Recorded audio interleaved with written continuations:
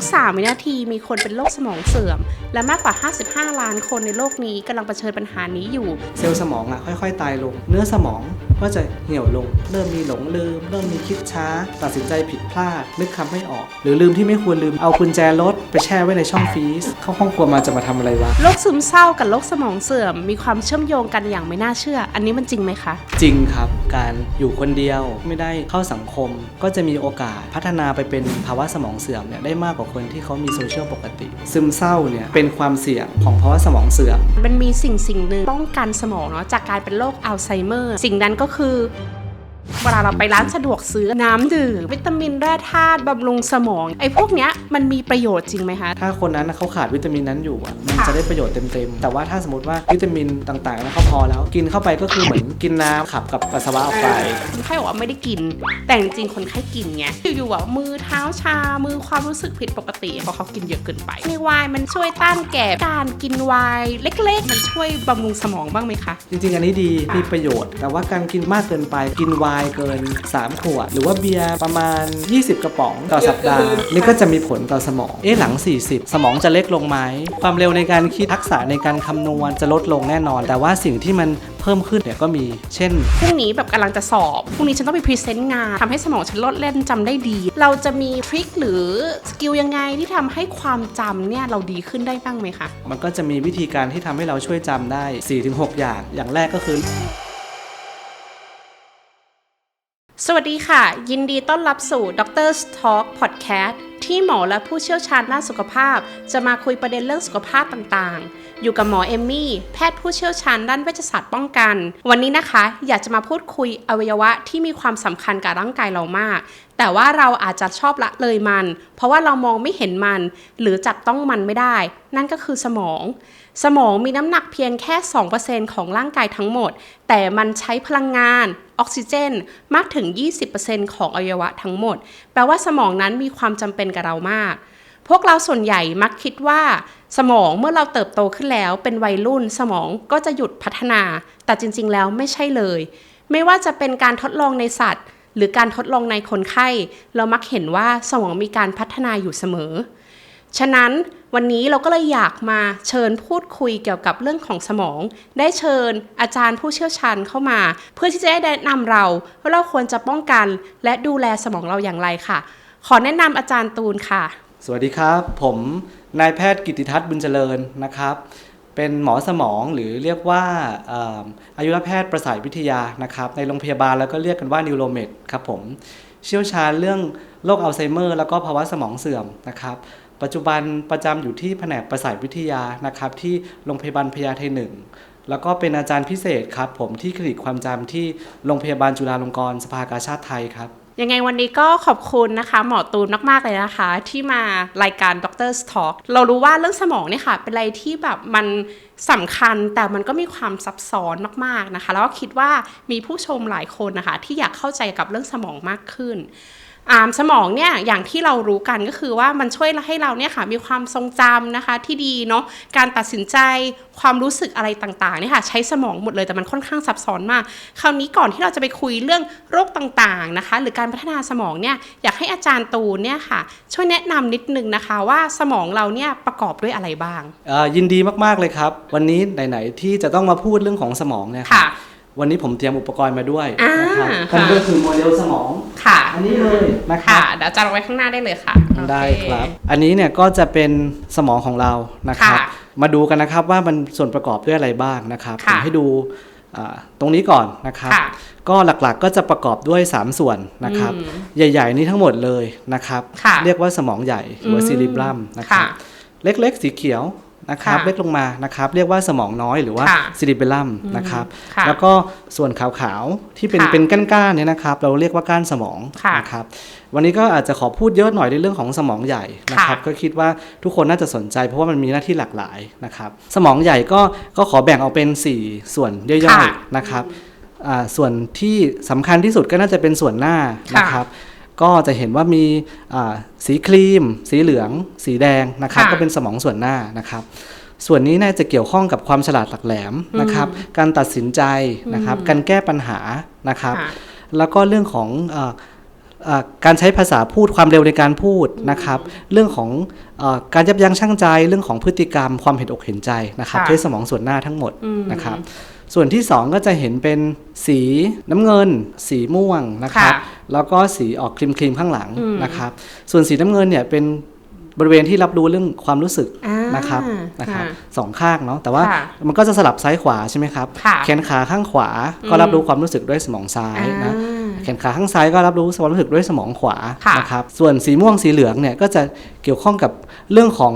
ทักษะการใช้มือนะครับเรื่องของถ้าเป็นด้านซ้ายก็จะเป็นเรื่องของการเขียนนะครับการแยกแยะซ้ายขวา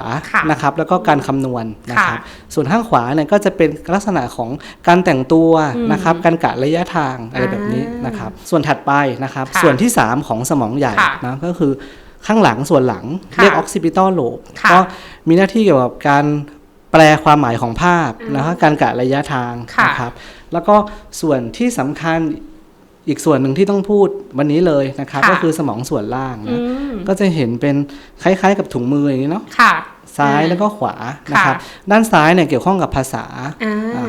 การนึกคำนะครับคลังคำศัพท์นะครับการเข้าใจความหมายของคำนะครับข้างขวาก็เกี่ยวข้องกับอารมณ์เกี่ยวกับความรู้สึกความเห็นอกเห็นใจ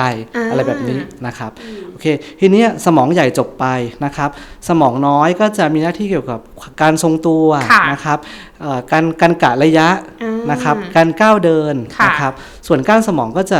ค่อนข้าง primitive หน่อยก็คือสัตว์ก็จะมีส่วนสัตว์ทั้งหลายก็จะมีส่วนนี้ทั้งหมดนะครับก็คือเช่นเป็นศูนย์การเต้นของหัวใจศูนย์หายใจนะครับศูนย์ความตื่นรู้อะไรแบบนี้ศูนย์ที่เกี่ยวข้องกับการหลับตื่นแบบนี้นะครับอยู่ที่ก้านสมองครับผมอยากจะทราบเพิ่มเติมอีกนิดนึงค่ะว่าเวลาเราเกิดมาอย่างที่พูดมาค่ะอาจารย์ว่าเกิดมาเนี่ยสมองมันอาจจะเล็กๆก่อนแล้วมันก็ค่อยๆใหญ่มีการเติบโตใช่ไหมคะอาจารย์แล้วอันเนี้ยเราจะเห็นว่ามันเติบโตแค่ขนาดอย่างเดียวหรือว่ามันมีการเติบโตระหว่างเซลล์กับเซลล์ของมันแล้วมันเติบโตอะไรยังไงอะคะก็ได้ครับเดี๋ยวผมขออนุญาตเปลี่ยนที่วางสมองก่อนนะครับจากฝั่งนี้เป็นฝั่งนี้ดีกว่านะครับจะได้ไม่บดบังนะครับได้เลยค่ะโอเคค่ะในช่วง5 ปีแรกเนี่ยหลักๆก็คือจะเพิ่มในเรื่องของปริมาณเนาะปริมาณเซลล์ก็จะเพิ่มขึ้นอย่างรวดเร็วนะครับขนาดเขาก็จะแต่ละเซลล์ก็จะโตขึ้นด้วยนะเพราะฉะนั้นเนี่ยตัวเนื้อปริมาณสมองก็จะเพิ่มขึ้นอย่างรวดเร็วในช่วง5 ปีแรกนะครับตั้งแต่5 ปีนะครับจนถึงเป็นวัยรุ่นเนี่ยปริมาณเซลล์สมองอาจจะไม่ได้เพิ่มขึ้นเยอะนะครับแต่ว่าที่เพิ่มขึ้นเลยก็คือขนาดเขาจะมีขนาดที่โตขึ้นนะครับอันที่2ก็คือเขาจะเริ่มมีการแตกแขนงที่มากขึ้นนะครับที่ถ้าเปรียบเทียบเป็นต้นไม้เนี่ยก็จะรากก็จะเริ่มหยักลึกมากขึ้นมีฝอยแขนงมากขึ้นนะครับมีดอกมีใบมากขึ้นนะครับแล้วก็เขาจะมีการเรียกว่าติดต่อกับเซลล์ใกล้เคียงได้มากขึ้นแล้วก็มีการติดต่อกับเซลล์ห่างไกลได้มากขึ้นนะครับก็อันนี้ก็จะเป็นช่วงวัยที่เป็นวัย5 ปีขึ้นไปจนถึงสัก20 ปีนะครับเพราะนั้นถ้าในช่วงนี้ถ้าเราเรียนรู้ในสิ่งต่างๆนะครับฝึกฝนทักษะไม่ว่าจะเป็นด้านวิชาการด้านกีฬาดนตรีทักษะอะไรต่างๆเนี่ยมันก็จะทำให้ความถนัดเรามากขึ้นอย่างรวดเร็วเพราะเป็นช่วงที่สมองกำลังเติบโตดั้งตรงนี้นะครับผมส่วน20 ปีถึง40 ปีขึ้นไปถึงประมาณ40 ปีหรือประมาณ30ปลายๆเนี่ยก็จำนวนเซลล์ก็จะอันนี้ก็จะไม่ค่อยเพิ่มขึ้นละนะครับขนาดก็จะไม่ได้โตขึ้นละนะครับแต่ว่าการเขาเรียกว่าแตกแขนงหรือว่าจะเรียก pruning เนี่ยก็ยังจะคงมีอย่างต่อเนื่องถ้าเรามีการเรียนรู้การฝึกฝนนะครับแล้วก็ฝึกปรืออย่างเหมาะสมและแม่นยำนะครับสมองก็จะมีปริมาตรโตขึ้นได้อีกนิดหน่อยแล้วก็จากการแตกแขนงนะครับแล้วก็จากการส่งสารสื่อประสาทระหว่างเซลล์ใกล้ๆแล้วก็เซลล์ไกลๆถ้าเปรียบเทียบเหมือนถนนเนี่ยมันก็จะเป็นถนนที่มีขนาดใหญ่ขึ้นนะแล้วก็ไปหมู่บ้านต่างๆได้มากขึ้นจะเป็นลักษณะนี้นะครับทีนี้เนี่ยก็จะบอกว่าหลัง40เนี่ยมันทำให้สมองจะเล็กลงไหมนะครับแล้วก็ปริมาณขนาดอะไรมันจะได้ลงขนาดไหนเนี่ยจริงๆหลัง40 ปีขึ้นไปเนี่ยเป็นช่วงที่สมองเนี่ยจะเริ่มลดลงนะครับในแง่ของปริมาณแล้วก็ในแง่ของการเชื่อมต่อนะครับแต่ว่าคนที่มีการเรียนรู้ตลอดชีวิตนะครับทำงานที่แอคทีฟนะทำงานที่แบบใช้สมองตลอดนะครับหรือว่าเราเรียนรู้ตลอดชีวิตไปหาอะไรเรียนเพิ่มเติมเนี่ยสมองก็ยังคงมีการสามารถแทรกซึมได้ก็คือแตกแขนงแตกใบได้ยังทำได้อยู่นะครับ ก็หมายถึงว่าไม่ว่าจะเป็นวัยอะไรก็ตามเนี่ยเราสามารถเรียนรู้สิ่งใหม่ๆได้ตลอดเวลาถูกไหมคะถูกต้องครับถูกต้องครับเพียงแต่ว่าช่วงวัยเด็กๆเนี่ยอย่างที่อาจารย์บอกก็คือเป็นช่วงวัยที่ควรจะกอบโกยนิดนึงเพราะมันจะได้เร็วกว่าชาวบ้านนิดนึงเนาะใช่ใช่ครับผมทีนี้เนี่ยก็ความสามารถตอนอายุ40เนี่ยบางอย่างมันลดลงจริงนะเช่นสมมติว่าความจำถ้าให้จำดะอ่านหนังสือไปสอบสู้เด็กไม่ได้แน่จริงนะครับเห็นด้วยความเร็วในการคิดเนี่ยลดลงแน่นอนทักษะในการคำนวณทักษะในการดูทิศทางเนี่ยจะลดลงแน่นอนหลัง40นะครับแต่ว่าสิ่งที่มันเพิ่มขึ้นหลัง40เนี่ยก็มีนะครับเช่นทักษะการพูดนะครับทักษะเรื่องของความนุ่มนวลทางภาษานะครับการคิดรวบยอดนะครับการคิดวิเคราะห์ที่ใช้อาศัยประสบการณ์เข้ามาร่วมพวกเนี้ยก็ยังคงดีขึ้นเรื่อยๆนะครับมันก็ฟังไปฟังมาเหมือนเป็นทักษะผู้บริหารจริงจริงใช่ไหมครับก็คือหลัง40เนี่ยคือผู้ใหญ่ก็จะผู้ใหญ่40ขึ้นไปก็จะทำทักษะพวกนี้ได้ดีส่วนหนึ่งก็คือใช้ความรู้เดิมส่วนหนึ่งก็ใช้ประสบการณ์แล้วก็มาเบลนกันก็หมายถึงว่าแต่ละวัยมันก็มีข้อดีของมันนะคะไม่ใช่ว่าเราควรจะหยุดที่ใดที่หนึ่งเลยแล้วจะบอกว่าอันไหนดีที่สุดมันก็ไม่ใช่ใช่ใช่ค่ะหมอตูนคราวนี้อยากถามนิดนึงอะค่ะเกี่ยวกับเรื่องของสมองเนาะที่เกี่ยวกับพาร์ทต่างๆคราวนี้ก็บอกว่ามีคนบอกว่าเอ๊ะแล้วถ้ามีลูกคนแรกเนี่ยเก่งในเรื่องของพวกดนตรีความคิดสร้างสรรค์อะไรอย่างเงี้ยค่ะอาจารย์แล้วก็คนที่2เนี่ยกับเก่งในด้านของคำนวณวิทยาศาสตร์เก่งเลขอย่างเงี้ยแปลว่าสมอง2คนเนี้ย2พาร์ทเป็นไม่เท่ากันหรือเปล่าหรือว่าอะไรยังไงคะจริงๆอ่ะสมองก็ถ้าเป็นเรื่องของภาษาเรื่องของการคำนวณเรื่องของวิทยาศาสตร์เรื่องของเหตุผลเนี่ยจริงข้างซ้ายเขาก็จะทำงานมากกว่าข้างขวาอยู่แล้วแต่ว่าจริงๆก็ไม่ถึงกันว่าข้างขวาไม่ทำงานเลยก็ช่วยกันทำงานแต่ว่าข้างซ้ายก็คงทำงานเป็นหลักนะครับแล้วก็ถ้าไปเอ็กซเรย์ดูหรือว่าไป MRI ดูอย่างเงี้ยครับก็จะเห็นว่า2ข้างเนี่ยมันก็ไม่ได้ต่างกันเยอะนะครับปริมาตรโดยภาพรวมอะไรมันอาจจะพอๆกันแต่ว่าตัวความแน่นของเนื้อตัวเซลล์สมองอะไรเงี้ยมันก็อาจจะมีความต่างนะครับส่วนข้างขวาเนี่ยมันก็จะเป็นเรื่องของ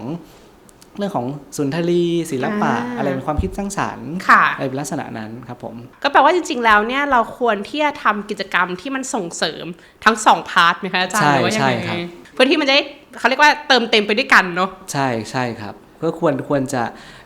คือมันก็ส่งเสริมกันพอซ้ายใหญ่ขวามันก็จะใหญ่ด้วยเพราะมันส่งเสริมกันอยู่แล้วครับผมทีนี้เรามาคุยเกี่ยวกับเรื่องความจำกันบ้างดีกว่าค่ะบางทีเนี่ยที่เราบอกว่าชอบหลงลืมบ่อยๆวางกุญแจไว้ที่ไหนวางโทรศัพท์ไว้ที่ไหนอาจเกิดจากที่เรานอนน้อยแต่ที่เจอบ่อยสุดค่ะอาจารย์มีแว่นตาอยู่ในตาใช่ไหมคะอาจารย์ลืมว่าแว่นตาอยู่ที่ไหนก็เคยเป็น คราวนี้ก็เลยอยากถามอาจารย์นิดนึงว่าเนี่ยจริงๆแล้วพวกความจำเนี่ยมันเป็นยังไงบ้างคะมันแบ่งเป็นกี่ประเภทและมีความจำเป็นมากน้อยแค่ไหนกับเราความจำแรกก็คือความจำที่เป็นความจำระยะสั้นที่เอาไว้ใช้ทำงานนะครับยกตัวอย่างเช่นสมมุติว่าแม่ให้ไปซื้อของ10อย่างเนี่ยเราต้องจำให้หมด10อย่างแล้วก็ซื้อของมาให้ครบนะครับหรือว่าเราจำเบอร์โทรศัพท์ของลูกค้า2คนอย่างเงี้ยคนนึงก็ยาวนิดนึงอีกคนนึงก็ยาวนิดนึงนะครับหรือว่าเราจะต้องจำที่อยู่ของเพื่อนนะครับตั้งแต่บ้านเลขที่จนถึงรหัสไปรษณีย์นะครับจำไว้อันนี้ครับเขาเรียกว่าเป็นความจำระยะสั้นที่เอาไว้ทำงานชั่วคราวนะครับผมอันนี้ก็จะเป็นลักษณะที่1นะครับความจำที่2เนี่ยก็จะเป็นความจำเกี่ยวกับเหตุการณ์นะครับที่เราจำว่าเมื่อวานตอนเช้าเราไปทำอะไรมานะครับเมื่อวานเย็นเรากินข้าวกับอะไรนะครับเสาร์อาทิตย์ที่ผ่านมาเนี่ยใครมาหาเราบ้างหรือว่าเราไปเที่ยวที่ไหนบ้างนะครับหรือว่าแม้กระทั่งความจำที่เป็นความจำเกี่ยวกับเหตุการณ์ในวัยเด็กนะครับเช่นเราโดนแม่ตีเนาะพ่อให้ขนมนะครับหรือว่าพ่อพาไปเที่ยวต่างประเทศหรืออะไรแบบเนี้ยหรือตอนรับปริญญาอะไรแบบเนี้ยอันนี้จะเป็นเหมือนกับพวกฝังใจไหมอาจารย์หรือประทับใจอะไรอย่างเงี้ยใช่อะไรที่เป็นเกี่ยวข้องกับอารมณ์ทั้งในแง่บวกเนาะประทับใจหรือในแง่ฝังใจเนี่ยความจำในอดีตมันจะจำได้ง่ายขึ้นลักษณะนั้นนะครับส่วนที่3เนี่ยก็เป็นความจำเกี่ยวกับความรู้ทั่วไปนะครับเช่นสับปะรดมีสีอะไรนะครับแมงกะพรุนนี่จะกลิ่นยังไงนะอะไรแบบนี้หรือว่าเราเห็นแก้วน้ำเนี่ยเป็นสีแดงแล้วบอกว่าเป็นน้ำผลไม้แล้วก็คาดเดาได้ไม่กี่อย่างเนาะนี่เป็นสับปะรดโทษเป็นแตงโมหรือเปล่านะครับเป็นสตรอเบอรี่หรือเปล่าอะไรเงี้ยครับผมแล้วชิมแล้วถึงจะรู้ว่าโอเคเราจำกลิ่นและจำรสของมันได้ก็อาจจะบอกได้เลยว่านี่เป็นสับปะรดนะครับโทษเป็นแตงโมหรือสตรอเบอรี่นะครับอันนี้ก็จะเป็นความจำเกี่ยวกับสิ่งทั่วไปนะครับแล้วก็สุดท้ายเนี่ยเป็นความจำที่เกี่ยวข้องกับกระบวนท่าเช่นนักปิงปองใช่ไหมครับนักเปียโนนักเชลโลอะไรเงี้ยเขาก็จะมีกระบวนการท่าในการ ขยับมือนะครับอันนี้ก็เรียกว่าเป็นความจำเกี่ยวกับกระบวนท่านะครับพวกนี้ก็เรียกว่าต้องใช้การทำบ่อยๆฝึกฝนอย่างถูกวิธีนะครับเป็นความจำที่เราเทสกันไม่ได้ให้อ่านให้เขียนไม่ได้แต่ว่าต้องแสดงให้ดูเท่านั้นอันนี้เหมือนจะเป็นทักษะเนาะที่อาจารย์พูดถึงเหมือนกับว่าเราเคยปั่นจักรยานได้แล้วเราไม่ปั่นไป10 ปีแล้วยังมาปั่นได้อะไรอย่างเงี้ยอาจารย์ใช่เพราะว่าสมองเขาจะเรียนรู้เรื่องของการขยับตามอุปกรณ์อะไรเงี้ยเพราะฉะนั้นบางทีก็ไม่ได้ขี่รถมา 5-6 ปีอะไรเงี้ยหรือว่าไม่ได้เตะบอลมา 6-7 ปีอะไรเงี้ยแบบเรียนรู้สัก30 นาทีกลับมาได้แล้วเหมือนกับเรามีเมมโมรี่ของมันอยู่ใช่เป็นประมาณนั้นครับค่ะอาจารย์คราวนี้อยากจะถามนิดนึงว่าเราจะมีเหมือนกับว่าทริคหรือสกิลยังไงที่ทำให้ความจำเนี่ยเราดีขึ้นได้บ้างไหมคะมันก็จะมีวิธีการที่ทำให้เราช่วยจำได้อยู่4-6 อย่างนะครับผมบอกอย่างแรกก็คือเรื่องของสมาธินะครับบางทีอย่างเช่นบอกว่าลืมแว่นตาไว้ตรงนี้นะครับจริงๆก็อาจจะเป็นเพราะว่าเราเนี่ยไปสนใจจดจ่อกับอย่างอื่นเราอาจจะมีงานที่เราทำยุ่งนะครับหรือว่าใจเราอาจจะคิดถึงน้องแมวที่บ้านหรือให้อาหารน้องแมวอะไรเงี้ยครับหรือว่าคุณแม่ป่วยที่โรงพยาบาลคิดถึงแบบจะไปหาคุณแม่ได้เมื่อไหร่นะครับอาจจะลืมไว้ว่าวางแว่นตานาฬิกาไว้ตรงไหนโอเคครับอันนี้มันก็คือเรื่องของสตินะครับก็คือรู้ว่าเรากำลังทำอะไรอยู่นะครับก็ถ้าเรามีสติเนี่ยเราก็จะทำให้ความจำดีขึ้นนะครับอันที่2ก็คือความสนใจจดจ่อเนาะก็คือสมาธินะครับถ้าเรามีสมาธิกับเรื่องนั้นเราจะจำได้ดีขึ้นนะครับเช่นอยากจะต้องจำเบอร์โทรศัพท์หรือว่าอยากจำที่อยู่อะไรเงี้ยถ้าเรามีสมาธิกับมันเราจะจำได้ดีขึ้นอันที่2ก็คือการทำอะไรที่เป็นกิจวัตรนะครับก็อย่างเช่นสมมุติว่าอย่างที่เราคุณแม่จะกินยาอะไรแบบเนี้ยก็เห็นละครถลังข่าวขึ้นนะครับก็กินเลยอะไรแบบเนี้ยนะครับหรือว่าการวางของเนี่ยถ้าเราวางที่เดิมตลอดเนี่ยโอกาสลืมก็จะน้อยลงนะครับเช่นกระเป๋าเงินกับมือถืออะไรเงี้ยเราจะวางที่ตรงโซนนี้ของโต๊ะอะไรแบบเนี้ยนาฬิกาเราก็จะวางไว้ที่เชลฟ์นี้อะไรเงี้ยโอกาสที่จะลืมเนี่ยมันก็จะน้อยลงอันนี้คือการจัดระเบียบนะอาจารย์ที่อาจารย์พูดถึงใช่แล้วก็อีกอันนึงก็คือเรื่องเราเรียนรู้จนเชี่ยวชาญจนมันตกผลึกอันนี้มันอาจจะกลายเป็นจากความจำที่เป็นความจำระยะสั้นนะกลายเป็นความจำที่กลายเป็นความจำแบบระยะยาวเนาะอย่างเช่นหมอสมองเห็นท่าเดินคนไข้อ่ะก็อาจจะพอบอกได้เลยว่าถ้าเดินแบบเนี้ยเห็นบ่อยๆอ่ะก็รู้เลยว่าถ้าเดินแบบเนี้ยคนไข้น่าจะเป็นโรคอะไรเป็นเส้นเลือดสมองตีบไหมเป็นแบบเส้นประสาทอักเสบหรือเปล่าอะไรแบบเนี้ยหรือว่าเป็นพาร์กินสันหรือเปล่าลักษณะนี้นะครับอันถัดไปก็คือการเชื่อมโยงนะครับเราอาจจะเชื่อมโยงความจำที่เราต้องการจะจำกับอะไรสักอย่างที่เราเรียนรู้อยู่แล้วนะครับเช่นสมมุติว่าเราขับรถไปจอดบนห้างอะไรแบบเนี้ยแล้วก็มันเป็นชั้น4โซน A ใช่ไหมครับแล้วก็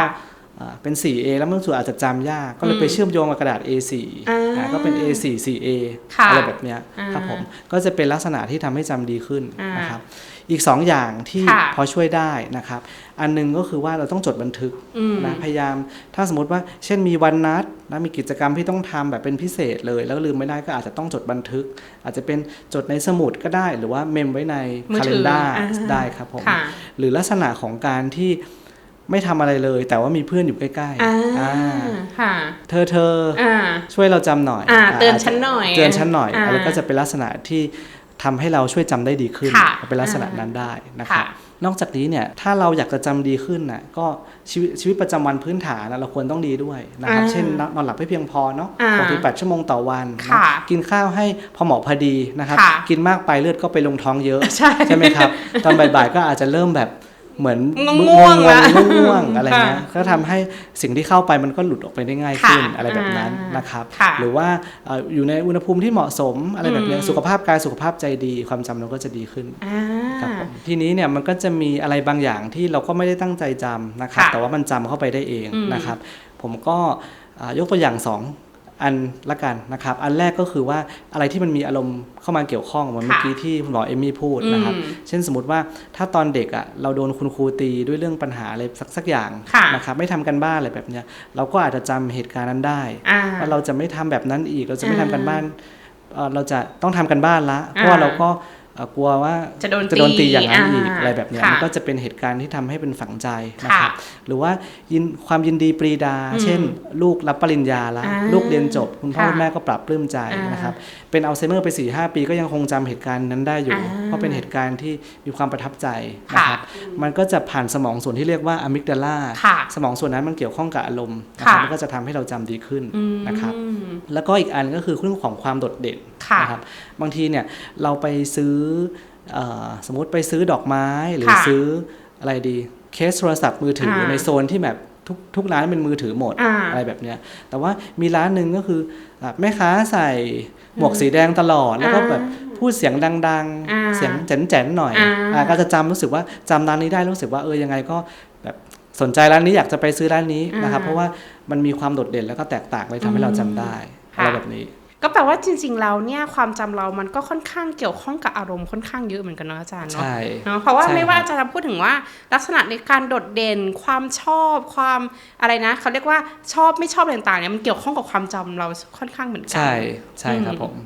ถ้าเป็นชอบหรือไม่ชอบเนี่ยจะจำได้ดีไอ้ที่เป็นกลางๆเนี่ยอาจจะแบบจำไม่ค่อยได้ใช่ครับแปลว่าอารมณ์เราพื้นฐานอารมณ์ของเราก็ค่อนข้างสำคัญกับความจำเช่นเดียวกันใช่ครับผมแล้วยิ่งสมมุติว่าช่วงนี้ก็คือรีแลกซ์ดีก็อาจจะจำได้ดีช่วงไหนที่อารมณ์ขุ่นมัวสิ่งที่เข้ามาอาจจะหลุดง่ายอะไรเงี้ยครับผมฉะนั้นเรื่องความจำเนี่ยก็คือนอกจากร่างกายแล้วจิตใจก็สำคัญเช่นเดียวกันใช่ครับคราวนี้ค่ะอาจารย์มันมีสิ่งหนึ่งอะค่ะที่สามารถป้องกันสมองเนาะจากการเป็นโรคอัลไซเมอร์ค่ะโรคสมองเสื่อมได้สิ่งนั้นก็คือการออกกำลังกายหรือเปล่าคะใช่ครับการออกกำลังกายเนี่ยก็เป็นส่วนหนึ่งนะครับที่เขาเรียกว่าจะช่วยป้องกันภาวะสมองเสื่อมได้นะครับอาจจะไม่ได้เป็นถึงขั้นเป็นยาวิเศษอะไรแต่ว่าการออกกำลังกายนี่ดีแน่นอนนะครับนอกจากดีต่อสมองและยังดีต่อสุขภาพกายโดยรวมด้วยนะครับทีนี้เนี่ยมันดีต่อสมองยังไงนะครับก็อาจจะมีอยู่ 3-4 ข้อนะครับข้อแรกเนี่ยก็คือว่าช่วงที่เราออกกำลังกายเนี่ยร่างกายจะขับของเสียที่อยู่ในสมองนะครับผ่านหลอดเลือดดำเล็กๆกับหลอดน้ำเหลืองเล็กๆนะครับได้ดีกว่าช่วงปกติทำให้ของเสียมันถูกขับออกได้เยอะนะครับผมอันที่2ก็คือว่าเซลล์อักเสบนะครับมันก็จะลดลงนะครับถ้าเราได้ออกกำลังกายนะครับสารต้านอนุมูลอิสระก็ผลิตได้มากขึ้นในช่วงที่ออกกำลังกายนะครับผมนอกจากนั้นเนี่ยมันก็ยังเพิ่มเลือดไปเลี้ยงสมองนะครับทำให้เป็นการฟื้นฟูไปอีกทางหนึ่งนะครับก็จะมีประโยชน์กับสมองในประมาณ3แง่นี้นะครับผมคราวนี้มันมีแบบว่าการที่ประโยชน์ต่างๆที่อาจารย์อธิบายมาอย่างเงี้ยค่ะมันเกี่ยวข้องไหมว่าต้องออกกำลังกายแบบไหนท่าไหนหรืออะไรแบบไหนอย่างเงี้ยค่ะอาจารย์อยากให้อาจารย์อธิบายทริคเล็กๆว่าถ้าคนทั่วไปอยากออกกำลังกายเพื่อทำให้สมองเราเนี่ยดีขึ้นป้องกันอัลไซเมอร์เนี่ยเราควรออกกำลังกายแบบไหนได้บ้างค่ะถ้าเป็นคำแนะนำขององค์การอนามัยโลกหรือ WHO เนี่ยถ้าจะออกกำลังกายเพื่อป้องกันภาวะสมองเสื่อมเนี่ยก็จะถ้าสมมติว่าอาจจะแบ่งเป็นอายุ60ปีขึ้นไปกับน้อยกว่า60ปีแล้วกันนะครับ60ปีขึ้นไปเนี่ยก็อยากจะให้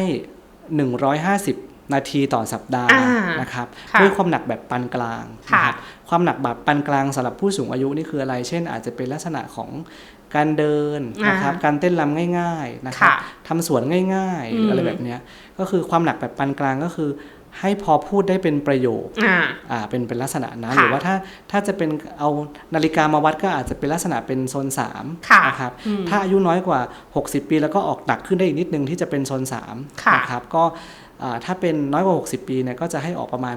300นาทีต่อสัปดาห์ในความหนักแบบปานกลางนะครับ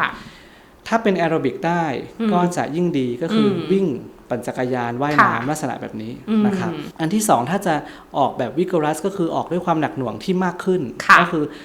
หัวใจเต้นเร็วขึ้นอีกนิดนึงเป็นโซน4นะครับถ้าเราจะวัดง่ายๆก็คือเราอาจจะพูดเป็นคำออกเสียงเป็นคำได้แต่พูดเป็นประโยคไม่ได้นะครับผู้สูงอายุก็จะ75นาทีต่อสัปดาห์นะครับถ้าเป็นคนน้อยกว่า60ปีก็อาจจะ150นาทีต่อสัปดาห์นะครับถ้าผู้สูงอายุก็จะแนะนำเช่นแบบอาจจะขุดดินอะไรแบบนี้เนาะแล้วก็ตีเทนนิสอะไรแบบนี้ขี่จักรยานเร็วๆหรือวิ่งเบาๆนะครับอันนี้ก็จะแล้วแต่คนแล้วก็แล้วแต่สุขภาพก็ได้บางคนบอกว่าถ้าเขาเสื่อมทำยังไงแล้วถ้าเป็นโรคหัวใจทำยังไงหรือถ้าตายไม่ดีทำยังไงก็คือเอาเท่าที่สุขภาพกายด้านอื่นๆเพื่ออำนวยให้ออกกำลังกายด้วยความเหมาะสมอันนี้ก็พูดเหมือนเป็นพูดกว้างๆสแตนดาร์ดไปค่ะ ก็คือยังไงก็ตามก็คือการออกกำลังกายก็ช่วยได้อยู่ดีเนาะอาจารย์เนาะใช่ครับผมคราวนี้ค่ะอาจารย์อยากคุยเรื่องของกีฬาเจาะลึกอีกนิดนึงค่ะอาจารย์คือเคยได้ยินว่าถ้าเราเล่นกีฬาพวก racket sport ค่ะอาจารย์ไม่ว่าจะเป็นเทนนิสตีแบดอะไรอย่างเงี้ยจะทำให้สมองความจำอะไรอย่างเงี้ยค่ะค่อนข้างจะดีกว่ากีฬาประเภทอื่นๆหรือเปล่าคะดีกว่าหรือไม่ดีกว่ากีฬาประเภทอื่นอะไรเงี้ยอาจจะบอกได้ไม่เต็มปากแต่สิ่งที่ racket sport เช่นแบบเทนนิสแบดมินตันสควอชหรือว่าปิงปองอะไรเงี้ยทำได้ก็คืออันที่หนึ่งก็คือมันเป็นออกกำลังกายอยู่แล้วอันนี้ได้ฟิสิกอลอยู่แล้วนะครับอันที่สองก็คือมันได้ cognition ด้วยมันได้ฝึกสมองด้วยนะครับ cognition ในที่นี้ก็หมายถึงความสามารถของสมองนะครับก็คือความสามารถด้านความจำเรื่องของความคิดการแก้ปัญหาเรื่องภาษาการระยะทางก็คือความสามารถสมองนั่นเองเขาตีมันอย่างนี้เราต้องไปยังไงแล้วเราต้องหยอดดีหรือตีแรงดีหรือว่าหลบข้ามไปดีอะไรแบบนี้เราได้ใช้สมองคิดนะครับแล้วก็สุดท้ายเนี่ยมันได้โซเชียลด้วยนะครับแล้วก็จะได้ตีเสร็จก็เอามาคุยกันใช้แบตก็เป็นกวนใช่ไหมครับเทนนิสก็อาจจะเป็นกวนได้ก็ตีเสร็จคุยกันก็ได้ทั้งเรื่องของฟิสิกอลเรื่องของ cognition เรื่องของโซเชียลมันก็ได้ประโยชน์ทั้ง3ทางทีนี้ก็อาจจะไม่ใช่แค่แร็กเก็ตก็ได้อาจจะเป็นกีฬาอย่างอื่นที่เราทำร่วมกันแล้วมันได้ทั้ง3อย่างอะไรแบบเนี้ยมันก็จะไปด้วยกันได้ก็แปลว่ากีฬาอะไรก็ตามที่มันมีความซับซ้อนที่มันต้องวางแผนนิดนึงในการเล่นแล้วก็ต้องมีเล่นเป็นทีมเนี่ยก็คือจะสามารถช่วยด้านนี้ได้เหมือนกันถูกไหมคะใช่ครับฉะนั้นถ้าอย่างบ้านเราก็คือพวกเขาเรียกว่าแตะบอลก็พอช่วยได้สิจานเตะบอลใช่ไหมฟิสิกอลได้แน่นอนโซเชียลได้แน่นอนคอกนิชั่นก็ได้นะเราจะเลือกว่าเราจะเล่นเองหรือส่งให้คนอื่นอะไรแบบเนี้ยหรือเราจะช้าหรือเร็วอะไรแบบเนี้ยเราจะใช่ครับมัน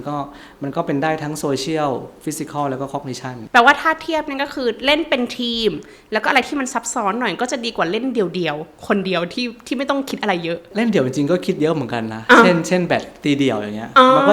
ต้องคิดอยู่มันถึงว่าตีกับคนตรงข้ามไม่ใช่ที่ไม่หมายถึงเนี่ยหมายถึงว่าเล่นอะไรคนเดียวเช่นวิ่งคนเดียวหรือว่าแบบว่าออกเวทเทรนคนเดียวอะไรอย่างเงี้ยค่ะใช่คือถ้าในแง่ของโซเชียลกับcognition น่ะถ้าเป็นเล่นคนเดียวก็อาจจะมีประโยชน์น้อยกว่านะเช่นเวทเทรนนิ่งหรืออะไรแบบหรือวิ่งมาราธอนอะไรเงี้ยแต่มันก็มีข้อดีของมันนะเช่นแบบการได้ทบทวนตัวเองการมีสมาธิอะไรแบบนี้ครับต้องบอกว่ากีฬาแต่ละอย่างมันก็มีประโยชน์ไม่เหมือนกันก็คืออาจจะต้องเล่นหลายๆอย่างนิดนึงใช่ครับเผอิญเมื่อกี้ที่เราคุยไปเกี่ยวกับเรื่องของกีฬาค่ะอาจารย์ที่พูดว่ากีฬาถ้าเราเล่นเป็นทีมความจำดีขึ้นแล้วสิ่งที่อาจารย์พูดอย่างหนึ่งที่น่าสนใจมากเลยก็คือเรื่องของโซเชียลหรือสังคมอะค่ะคราวนี้ก็เลยอยากรู้นิดนึงว่าถ้าสมมติว่าระหว่างเราเนี่ยค่ะอยู่ตัวคนเดียวนะคะกับอยู่กับเพื่อนในสังคมอะไรอย่างเงี้ยค่ะจะทำให้สมองเราเนี่ยมีการเติบโตการโหดอะไรที่แตกต่างกันหรือเปล่าคะเขาก็มีงานวิจัยนะครับหลากหลายที่บอกว่า social isolation เนี่ยก็คือการอยู่คนเดียวเนาะโดยเฉพาะผู้สูงอายุที่ไม่ได้เข้าสังคมนะครับไม่ได้อยู่กับลูกหรืออยู่กับสามีภรรยานะครับหรือว่าอยู่กับพี่น้องเนี่ยก็จะมีโอกาสพัฒนาไปเป็นภาวะสมองเสื่อมเนี่ยได้มากกว่าคนที่เขามีโซเชียลปกตินะครับอันนี้ก็คำว่าอยู่คนเดียวเนี่ยไม่ได้หมายความว่าเป็นโสดหรือเป็นม่ายนะครับแต่ก็ลักษณะหมายถึงว่าในชีวิตประจำวันน่ะไม่ค่อยได้คุยกับใครไม่ได้ไป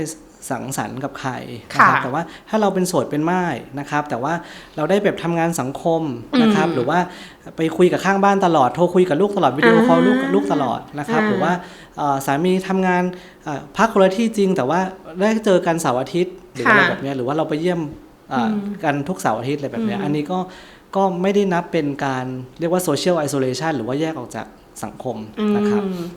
ทีนี้เนี่ยในการที่เราได้อยู่กันเป็นสังคมหรือได้คุยกันเนี่ยมันดียังไงนะครับอันที่หนึ่งก็คือว่าการที่เราได้คุยกันการคุยคือการคิดเนาะได้ใช้สมองได้ยินปุ๊บสมองคิดแล้วโอเคจะทำยังไงดีจะได้ช่วยเขายังไงนะครับเราจะแก้ไขปัญหาตรงนี้เพื่อคนอื่นหรือเพื่อตัวเองยังไงนะครับผมอันที่หนึ่งก็คือว่าการได้เจอกันคือการได้ใช้สมองคิดนะครับอันที่สองคือการได้เจอกันเนี่ยมันมักจะนำไปสู่การที่เขามีกิจกรรมอะไรอื่นๆร่วมกันเช่นไปเที่ยวด้วยกันไปแบบทำงานสังคมด้วยกันอะไรแบบนี้อันนี้ก็จะเป็นการเหมือนกับช่วยเรื่องของปฏิสัมพันธ์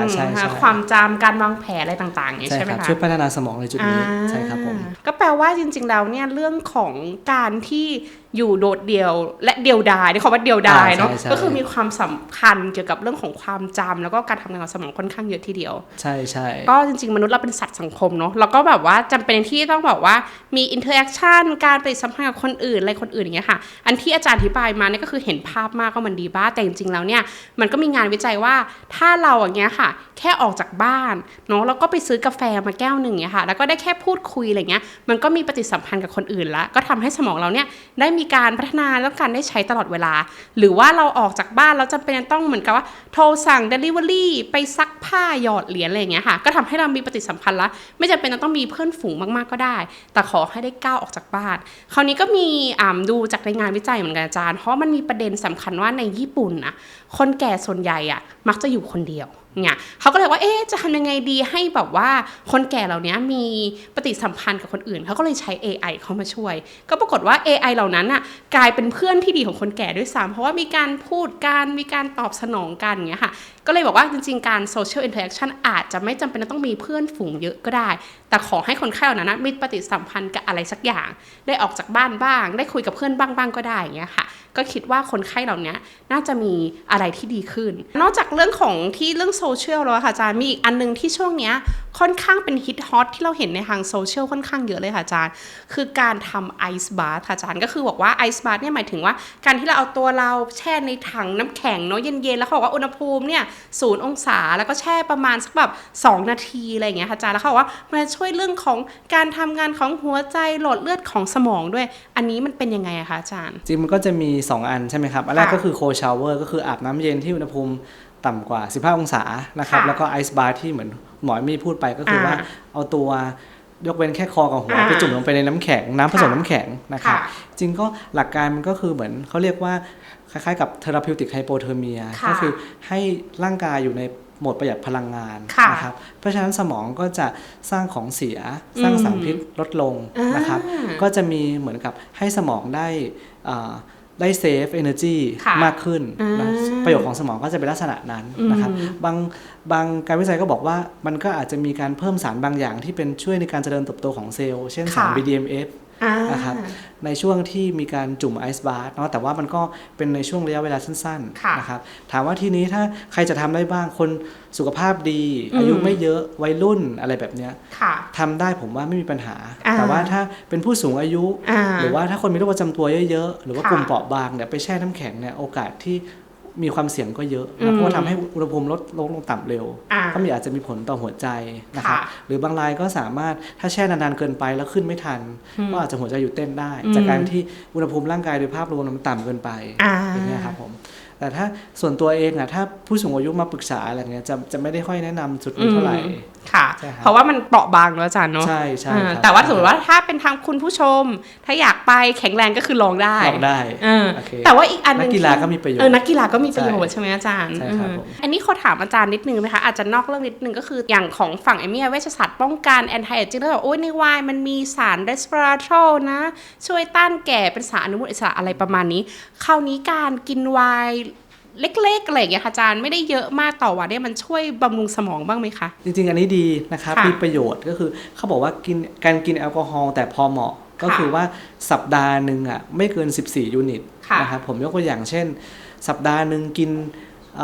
เพราะวันนึงกินเบียร์ไม่เกิน1 กระป๋องใหญ่หรือ2 กระป๋องเล็กนะครับหรือกินไวน์วันนึงไม่เกิน2 แก้วนะครับหรือว่าถ้าเป็นเป๊กเล็กๆนะครับก็อาจจะ2 เป๊กแบบเนี้ยถ้าปริมาณไม่เกินนี้ต่อวันนะครับมีประโยชน์ต่อทั้งหัวใจแล้วก็สมองนะครับแต่ว่าการกินแบบบินช์คือการกินมากเกินไปก็คือเกิน21 ยูนิตต่อสัปดาห์นะครับผมยกตัวอย่างเช่นกินไวน์เกิน3 ขวดต่อสัปดาห์ไปถึงคนเดียวกินนะครับผมหรือว่าเบียร์แบบประมาณ20 กระป๋องขึ้นไปต่อสัปดาห์นะครับนี่ก็จะมีผลต่อสมองก็คือหลักๆก็คือ1ก็คือการทำให้วิตามิน B1 ในระบบประสาทส่วนกลางมันลดลงนะครับ2ก็คือแอลกอฮอล์เนี่ยเขาจะเป็นอันตรายต่อเนื้อสมองส่วนสีขาวในสมองเขาเรียกว่าเป็นอะไรต่อไวท์แมทเทอร์ของเบรนนะครับทีนี้เนี่ยอาการก็จะเหมือนกับคิดช้านะครับหลงลืมง่ายทำอะไรไม่ค่อยคล่องนะครับการตัดสินใจผิดพลาดนะครับก็เป็นผลจากการที่ดื่มแอลกอฮอล์มากเกินไปสรุปว่ากินวันละน้อยๆ มีประโยชน์ครับผมแปลว่ากินวันละน้อยๆบำรุงกินมากเกินไปก็คือทำร้ายสมองตัวเองใช่ครับคราวนี้อีกอันนึงค่ะอาจารย์ที่เดี๋ยวนี้เรามักจะเวลาเราไปร้านสะดวกซื้ออะไรอย่างเงี้ยค่ะอาจารย์ที่จะเห็นบ่อยมากๆในตู้แช่เนาะอาจารย์มันก็จะมีน้ำดื่มเนาะพวกว่าวิตามินแร่ธาตุบำรุงสมองเงี้ยค่ะอาจารย์ไอ้พวกเนี้ยมันมีประโยชน์จริงไหมคะอาจารย์จริงก็มันก็คือเป็นน้ำที่ผสมวิตามินเข้าไปใช่ไหมหลักการก็คือคล้ายๆกับเหมือนกับกินวิตามินนั่นแหละคือของฝรั่งก็จะเป็นกัมมี่เนาะเป็นเหมือนกับเป็นเยลลี่ที่ให้เคี้ยวอะไรแบบนั้นก็เข้าไปของไทยก็จะมาเป็นรูปแบบน้ำผมก็คือคิดว่าเหมือนกันก็คือว่าถ้าคนนั้นเขาขาดวิตามินนั้นอยู่อ่ะมันจะได้ประโยชน์เต็มๆนะแต่ว่าถ้าสมมติว่าวิตามินต่างๆนั้นเขาพอแล้วกินเข้าไปก็คือเหมือนกินน้ำแล้วก็เดี๋ยวพอวิตามินB มันเกินมันก็จะขับกับปัสสาวะออกไปใช่ก็คือต้องดูว่า1อาหารหลักคุณกินพอไหม2ร่างกายคุณมีสารอาหารเหล่านั้นพอหรือเปล่าถ้าไม่พอค่อยเสริมใช่ครับคือ1 12เนี่ย B1 B12 นะผมไม่ค่อยกังวลเพราะว่ากินแบบเป็นกรัมอะไรแบบนี้ก็ยังไม่มีผลเสียครับผมแต่ว่าบางทีถ้ามันผสม B6 เยอะเกินไปเรากิน B6 เยอะเกินไปอ่ะ B6 ก็อาจจะทำให้เส้นประสาทอักเสบได้ในคนที่กินเยอะๆเพราะฉะนั้นคือถ้าเราต้องดูว่า1/62ถ้าดูว่าเรากินมานานละหรือว่ามันรู้สึกว่ามันไม่ได้จำเป็นแล้วกินแล้วก็อาการไม่ได้ดีขึ้นจริงก็อยากจะให้ลองถามหมอว่าหยุดดีไหมนะครับถ้าเป็น B6ค่ะจริงๆเอมี่เคยเจอเคสนะอาจารย์เป็นคนไข้แบบว่าคนไข้ต่างชาติเนาะเราชอบกินวิตามินมากกินทุกตัวเราไม่ได้สั่งนะคนไข้ซื้อเองแล้วพอมาเจอเราอย่างเงี้ยบางครั้งแล้วก็ว่าแนะนำให้กินวิตามิน B เพิ่มเราถามคนไข้นะแต่คนไข้บอกว่าไม่ได้กินแต่จริงๆคนไข้กินไงแล้วกินจนกระทั่งวันนึงเขาไม่ได้มาหาเราหายไปเป็นปีแล้วกลับมาเจอเราอย่างเงี้ยแล้วก็บอกว่าเนี่ยอยู่ๆมือเท้าชามือความรู้สึกผิดปกติอย่างเงี้ยค่ะอาจารย์ปรากฏว่าเช็ค B6 ที่อาจารย์ว่าเลยสูงมากใครกลายเป็นแบบว่ามันมีผลต่อเส้นประสาทของคนไข้เพราะเขากินเยอะเกินไปใช่B6 เป็นอันนึงที่ต้องระวังคราวนี้อยากถามอาจารย์นิดนึงค่ะว่าสมมติว่าแบบว่ามีเด็กเนี่ยพรุ่งนี้แบบกำลังจะสอบเลยเนาะแบบว่าสอบแบบสำคัญมากหรือแบบว่าวัยทำงานเนี่ยพรุ่งนี้ฉันต้องไปพรีเซนต์งานอะไรเงี้ยทำให้สมองฉันลดเล่นจำได้ดีอะไรเงี้ยคราวนี้อาจารย์มีคำแนะนำไหมคะว่าควรปฏิบัติตัวหรือทำยังไงหรือกินอะไรเป็นพิเศษอย่างเงี้ยค่ะจริงๆที่สำคัญก็คือเรื่องของการพักผ่อนเนาะอย่างไรก็คืออยากให้พักผ่อนได้เพียงพอนะครับก่อนวันที่จะเข้าไปเนี่ยอาจจะต้องเหมือนกับมีการรีแลกซ์ตัวเองนิดนึงนะครับอาจจะฟังเพลงอาจจะไปนวดหรืออะไรก็ได้ทำให้สมองผ่อนคลายนะครับก็จะทำให้คุณภาพในการเรียนรู้หรือคุณภาพในการส่งผ่านความรู้ในวันถัดไปทำได้ดีขึ้นนะครับผมถ้าคนที่เคยออกกำลังกายอยู่แล้วก็เป็นประจำอยู่แล้วก็ออกได้เป็นประจำได้นะครับแต่ว่าถ้าเรื่องอาหารหรืออาหารเสริมที่เราจะแอดออนเข้าไปเนี่ยผมคิดว่ามันน่าจะเป็นเหมือนกับคุณค่าทางใจคุณค่าทางใจมากกว่าฉันได้กินลังนกฉันได้กินแบบพลุนฉันได้กินสารสกัดที่เป็นซุปไก่อะไรแบบนี้มันอาจจะไม่ได้มีผลในแง่ของความสามารถสมองในวันต่อไปมากขึ้นเท่าไหร่ครับผมแต่ว่ามันก็เขาเรียกว่าเป็นplacebo effect ได้ก็คือว่าเหมือนกับบำรุงทางใจใช่ก็ถึงว่าจะกินก็กินได้แหละแต่ว่าผลอาจจะไม่ชัดเจนอะไรอย่างเงี้ยแต่ว่าการนอนการพักผ่อนอะไรเงี้ยสำคัญกว่าใช่การเตรียมตัวใช่ครับผมทุก3 วินาทีมีคนเป็นโรคสมองเสื่อมและมากกว่า55 ล้านคนในโลกนี้กำลังเผชิญปัญหานี้อยู่ตัวเลขน่ากลัวมากขึ้นเรื่อยๆคราวนี้เลยอยากถามอาจารย์นิดนึงค่ะว่าโรคสมองเสื่อมกับอัลไซเมอร์เนี่ยมันคืออันเดียวกันไหมหรือว่ามันคนละอันกันแล้วก็มันเกิดขึ้นได้ยังไงอะคะอาจารย์งั้นขอเริ่มที่ภาวะสมองเสื่อมก่อนนะครับจริงๆสมองเสื่อมเนี่ยเป็นภาวะนะไม่ใช่โรคนะครับก็คือมันก็คือภาวะที่ความสามารถสมองของเราเนี่ยมันลดลงเยอะมากๆจนที่เราเนี่ยหรือคนนั้นเนี่ยไม่สามารถดำเนินชีวิตประจำวันได้ด้วยตัวเองนะครับเช่นไปซื้อของด้วยตัวเองไม่ได้ขับรถเองไม่ได้นะครับหรือว่าทำกับข้าวเองไม่ได้อันนี้ก็จะเรียกว่าเป็นภาวะสมองเสื่อมนะเพราะว่าสมองเสื่อมเกิดจากได้หลากหลายโรคนะครับโรคอัลไซเมอร์ก็เป็นโรคหนึ่งที่ทำให้เกิดภาวะสมองเสื่อมนะครับโรคอัลไซเมอร์เนี่ยก็จะเป็นสาเหตุส่วนใหญ่ของภาวะสมองเสื่อมประมาณ 60-80% ครับผมทีนี้เนี่ยอัลไซเมอร์เนี่ยมันคืออะไรเนาะอัลไซเมอร์ก็คือโรคหนึ่งที่เป็นโรคสมองนะครับที่เกิดจากการสะสมของโปรตีน2ชนิดในสมองก็คือโปรตีนอะมิลอยด์แล้วก็โปรตีนทาวนะครับที่เป็นพิษ นะครับแล้วก็สะสมอยู่ในสมองเมื่อสะสมสมองมากเข้านะครับก็เป็นอันตรายต่อเซลล์สมองทำให้เซลล์สมองค่อยๆตายลงพอเซลล์สมองค่อยๆตายลงเนื้อสมองก็จะเหี่ยวลงพอเนื้อสมองเหี่ยวลงก็จะเริ่มมีอาการนะครับเริ่มมีหลงลืมเริ่มมีคิดช้าตัดสินใจผิดพลาดนึกคำไม่ออกนะครับแล้วถ้ามีอาการเหล่านั้นมากจนถึงระยะเวลาหนึ่งจนทำกิจวัตรประจำวันไม่ได้อันนั้นก็จะเรียกว่าอัลไซเมอร์เนี่ยเข้าสู่ระยะที่เป็นภาวะสมองเสื่อมอาจจะมีวิธีการสังเกตในชีวิตประจำวันง่ายๆไหมคะอาจารย์ว่ามีอะไรที่มันเช่นเรียกว่าผิดปกติไปหรืออันนี้เขาเรียกว่าหลงลืมเฉยๆอะไรอย่างเงี้ยค่ะอาจารย์อันที่ดีนะครับที่ผมทำวิจัยด้วยก็คือเรื่องของความจำเกี่ยวกับเหตุการณ์นะครับเช่นเช้านี้เรากินข้าวกับอะไรนะส่วนมากก็จะไม่ค่อยลืม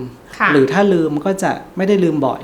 นะครับแต่ว่าถ้าเกิดว่าหลงลืมเหตุการณ์เช่นเช้านี้ลืมว่ากินข้าวกับอะไร10 นาทีพูดเรื่องอะไรสักอย่างที่สำคัญลืมไปแล้วว่า10 นาทีพูดเรื่องนี้นะครับหรือว่าหลานคนโปรดมาเยี่ยมเมื่อวานหลานไม่ได้มา3-4-5 เดือนหลานคนโปรดมาเยี่ยมเมื่อวานตอนเย็นจำไม่ได้อะไรแบบนี้เหตุการณ์ระยะสั้นที่เพิ่งเกิดขึ้นเนี่ยถ้าลืมเนี่ยอันเนี้ยเป็นทริคสำคัญว่าเขาอาจจะเริ่มมีภาวะอัลไซเมอร์ในระยะต้นหรือเปล่านะครับผมเราไม่เกี่ยวกับว่าลืมกุญแจที่ไหนลืมแว่นตาที่ไหนอะไรอย่างงี้ใช่ไหมคะอาจารย์จะมีคนชอบถามบ่อยเรื่องลืมของเนี่ยอันนี้เราก็สังเกตง่ายๆได้เหมือนกันสมมุติว่าเราลืมกุญแจเนี่ยสมมุติว่าเดือนละครั้งอย่างเงี้ยอันนี้อาจจะเป็นปกตินะอาจจะแบบช่วงนั้นไม่มีสมาธิไม่ได้สนใจจดจ่อนะหรือว่าลืมนาฬิกานานๆทีลืมกระเป๋าตังค์นานๆทีหรือว่าลืมว่าเข้าห้องมานี่เข้าห้องครัวมาจะมาทำอะไรวะอะไรแบบเนี้ยถ้านานๆทีอาทิตย์ละครั้งเนี่ยส่วนใหญ่ก็จะไม่มีปัญหาเป็นตามวัยหรือเป็นตามสมาธิได้นะครับแต่ว่าถ้ามันเริ่มบ่อยเช่นเริ่มแบบใน1 เดือนเนี่ยมีหม้อไหม้3 ครั้งเพราะลืมปิดแก๊สนะครับมีน้ำแบบท่วมบ้าน2 ครั้งเพราะว่าลืมปิดน้ำอะไรแบบเนี้ยหรือว่าลืมแล้วแทร็กไม่ได้นะครับเช่นลืมอะไรกุญแจบ้านที่เขาต้องไขประจำแท็กไม่ได้เลยว่ามันน่าจะตรงไหนคือแท็กไม่ได้เลยหรือลืมที่ไม่ควรลืมเช่นเอาอะไรดีเอากุญแจรถไปแช่ไว้ในช่องฟรีซอะไรแบบเนี้ยอันเนี้ยมันแลดูจะผิดปกติเยอะอย่างเงี้ยครับอันนี้ก็จะเป็นหลงลืมที่อาจจะต้องพามาลองตรวจดูเรื่องของความถี่แล้วก็เรื่องของความแปลกค่ะใช่ครับมันจะมีอะไรที่พอช่วยชะลอหรือช่วยลดของคนไข้ที่เป็นอัลไซเมอร์ไหมคะโอเคอันที่1ก็เมื่อกี้เหมือนที่เราคุยกันนะครับเรื่องของการออกกำลังกายนะครับผมอันที่2ก็คือเรื่องของอาหารนะครับที่ได้พอบอกไปคร่าวๆแต่ว่าก็ต้องบอกว่าจริงๆแล้วคนไข้อัลไซเมอร์เขาจะกินยากนิดนึงบางทีเขาชอบของหวานหรือบางทีเขาก็ไม่มีคอนเซปต์ของอาหารสุขภาพนะครับจริงก็คือขอแค่ให้กินให้สารอาหารเพียงพอเป็นระดับแรกก่อนแล้วค่อยตามด้วยอาหารที่มีคุณภาพนะครับอันถัดไปก็คือเรื่องของการมีกิจกรรมเนาะอย่างผมยกตัวอย่างเช่นให้ดูรูปภาพเก่าๆแล้วลองบรรยายดูซินะครับเช่นเป็นเหตุการณ์ที่เกิดขึ้นที่ตอนไปเที่ยวกันลองบรรยายว่าภาพนี้เกิดขึ้นที่ไหนในรูปนี้เป็นใครบ้างแล้วเรากำลังทำอะไรกันเหตุการณ์ก่อนหน้านี้กับหลังจากนี้เป็นอะไรนะครับผมนอกนั้นก็จะเป็นการฝึกสมองซึ่งการฝึกสมองเนี่ยส่วนมากก็จะเน้นว่าเคยเล่นมาก่อนแล้วเคยชอบบางคนชอบเช่นเล่นหมากรุกก็หมากรุกบางคนชอบเล่นไพ่ชอบเล่นบอร์ดเกมชอบเล่นการ์ดชอบเล่นคอสเวิร์ดอะไรแบบซูโดคุอะไรแบบนี้ถ้าเคยเล่นมาก่อนก็เอาอันเดิมนะครับแต่ถ้าไม่เคยเล่นมาก่อนก็จะเน้นเป็นกิจกรรมที่สันทนาการเนาะร้องเพลงนะครับทำกิจกรรมกลุ่มเลี้ยงสัตว์อะไรแบบนี้ครับเต้นรำอะไรแบบนี้ก็ช่วยได้นะครับก็อย่างน้อยจะเป็นการช่วยชะลอนะครับซึ่งก็ต้องบอกว่าพวกนี้มันดูเหมือนเป็นกิจกรรมสันทนาการนะครับแต่ว่าประโยชน์เนี่ยสำหรับในบางคนเนี่ยเทียบเท่ายาหรือมากกว่ายาด้วยซ้ำใช่ครับก็แปลว่าจริงๆแล้วกิจกรรมนี้ค่อนข้างสำคัญเช่นเดียวกันใช่การได้คอนเนคกับคนอะไรเงี้ยคือการได้ยิ้มตลอดเวลาอะไรแบบเนี้ยการได้ทดลองหยิบจับนู่นนี่นั่นอะไรแบบเนี้ยก็เป็นประโยชน์โรคซึมเศร้ากับโรคสมองเสื่อมมีความเชื่อมโยงกันอย่างไม่น่าเชื่ออันนี้มันจริงไหมคะจริงครับจริงในแง่นี้ก็คือว่า3อย่างเลยอันที่1ก็คือว่าซึมเศร้าเนี่ยเป็นความเสี่ยงของภาวะสมองเสื่อมอันที่1นะครับอันที่2ก็คือว่าสมองเสื่อม มีโอกาสที่คนไข้สมองเสื่อมมันจะมีอาการซึมเศร้ามากกว่าคนทั่วไปนะครับและอันที่3เนี่ยก็คือคนไข้โรคสมองเสื่อมอาจจะมีอาการแรกที่เป็นอาการซึมเศร้าที่นำมาก่อนอาการหลงลืมได้เพราะฉะนั้นมันก็จะมีความสัมพันธ์ต่อกันและกันนะครับทีนี้มันมีความเหมือนในแง่กลไกกันยังไงนะขอเบื้องต้นคร่าวๆก็แล้วกันนะครับก็คือสารอักเสบสารอนุมูลอิสระในหัวคนไข้อัลไซเมอร์มีมากขึ้นในคนไข้ซึมเศร้าก็จะมากขึ้นด้วยนะครับสารสื่อประสาทในสมองของคนไข้อัลไซเมอร์ลดลงนะครับของคนไข้ซึมเศร้าเขาก็ลดลงด้วยนะครับผมทีนี้เนี่ยแต่ซึมเศร้าเนี่ยมันมักจะรีเวิร์สได้หมายความว่าถ้าเรารักษาได้ดีจิตใจเรากลับมาเป็นปกติมันสามารถกลับมาเป็นปกติได้นะครับแต่อัลไซเมอร์เนี่ยมันเกิดจากโปรตีนผิดปกติที่เป็นพิษเยอะสะสมเพราะฉะนั้นเนี่ยสมองเสื่อมจากอัลไซเมอร์เนี่ยมันมักจะไปข้างหน้าแล้วก็สุดท้ายเนี่ยไม่สามารถรีเวิร์สกลับได้ก็แปลว่ามันมีความเชื่อมโยงกันค่อนข้างเยอะมากใช่เพียงแต่ว่าอันถ้าเป็นตัวที่ซึมเศร้าธรรมดาส่วนใหญ่รักษาแล้วอาจจะหายไปเลยถูกไหมคะหายได้เลยแต่ว่าถ้าเป็นอัลไซเมอร์นี่คือส่วนใหญ่มันได้แค่ชะลอนิดนึงใช่ไหมอาจารย์ใช่เพราะฉะนั้นเขาถึงบอกว่าคนที่เป็นซึมเศร้าเนี่ยต้องรีบไปรักษาให้เร็วที่สุดนะครับไม่ว่าจะใช้ยาหรือไม่ใช้ยาการรักษาเร็วโอกาสที่จะสมองเสื่อมก็น้อยลงนะครับหรือว่าถ้าเขาเป็นอัลไซเมอร์เนี่ยโอกาสที่จะชะลอก็จะมากขึ้นนะครับดีกว่าปล่อยให้เป็นนานๆแล้วก็สารที่เป็นเช่นสาร BDNF ที่เป็นสารดีต่อสมองเนี่ยมันก็จะลดลงนะครับก็จะแย่สำหรับโรคอัลไซเมอร์ด้วยก็แปลว่าต้องสังเกตให้ทันท่วงทีเนาะอาจารย์เนาะเพราะที่ถ้ารู้ถึงความผิดปกติแล้วไม่รู้แหละว่าจะเป็นซึมเศร้าเฉยๆหรืออัลไซเมอร์เฉยๆให้ไปพบแพทย์ผู้เชี่ยวชาญก่อนจะได้รักษาและป้องกันได้ถูกวิธีถูกไหมคะใช่ครับยังไงวันนี้ก็ขอบคุณอาจารย์ตูนมากๆนะคะที่มาคุยเรื่องสมองกันในวันนี้ก็ค่อนข้างยาวคอนเทนต์ค่อนข้างเยอะแล้วก็ได้ประโยชน์เยอะๆมากเลยค่ะอาจารย์คราวนี้อยากฝากอาจารย์นิดนึงค่ะว่าอาจารย์มีอะไรอยากฝากให้คุณผู้ชมไหมคะว่าเกี่ยวกับเรื่องโรคสมองเสื่อมต่างๆเนี่ยมันจะมีทริคหรืออะไรนิดนึงที่อาจารย์อยากแนะนำไหมคะโอเคครับงั้นขอฝากว่าเป็นในอนาคตข้างหน้า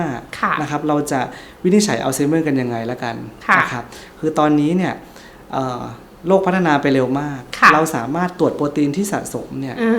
คืออะไมลอยด์กับทาวสมัยก่อนตรวจจากการทำเพชรสแกนสมองหรือเจาะน้ำไขสันหลังปัจจุบันสามารถตรวจในเลือดได้ละก็คือเราสามารถตรวจได้ตั้งแต่ยังมีอาการเล็กน้อยนะครับหรือในงานวิจัยในเมืองนอกเขาตรวจได้ตั้งแต่ก่อนมีอาการด้วยซ้ำนะครับว่าสมมติว่าอะไมลอยด์ขึ้นทาวขึ้นในเลือดโอกาสที่อนาคต4 ปี 5 ปีข้างหน้ายูจะอาการแย่ลงจนเป็นภาวะสมองเสื่อมได้นะครับอนาคตเนี่ยโลกจะเปลี่ยนไปเยอะนะครับถ้างานวิจัยเหล่านี้เนี่ยมันเข้ามาสู่การปฏิบัติจริงนะครับไม่แน่ว่าอีก5 ปี 10 ปีข้างหน้าคนอายุ60ทุกคนเราก็เจาะเลือดเขาแล้วก็ดูว่าเขามีโปรตีน2อันนี้ผิดปกติหรือเปล่าแล้วก็นำไปสู่การวินิจฉัยอย่างรวดเร็วแล้วก็รักษาอย่างรวดเร็วด้วยยาใหม่ๆที่จะเข้ามาครับผมก็แปลว่าอันนี้อาจจะต้องอดใจรอนิดนึงใช่ไหมเขายังไม่มาเนาะใช่จริงๆมาแล้วแต่ว่าณปัจจุบันยังไม่ได้แนะนำให้ตรวจในคนที่ยังไม่มีอาการเฉพาะคนที่มีอาการเท่านั้นใช่และนี่คือ Dr. Talks Podcast รายการที่หมอและผู้เชี่ยวชาญด้านสุขภาพจะมาคุยประเด็นเรื่องสุขภาพต่างๆถ้าชอบคอนเทนต์แนวนี้ฝากกดติดตามกด subscribe เป็นกำลังใจให้หมอด้วยนะคะแล้วติดตามกันใหม่ EP หน้าสวัสดีค่ะสวัสดีครับ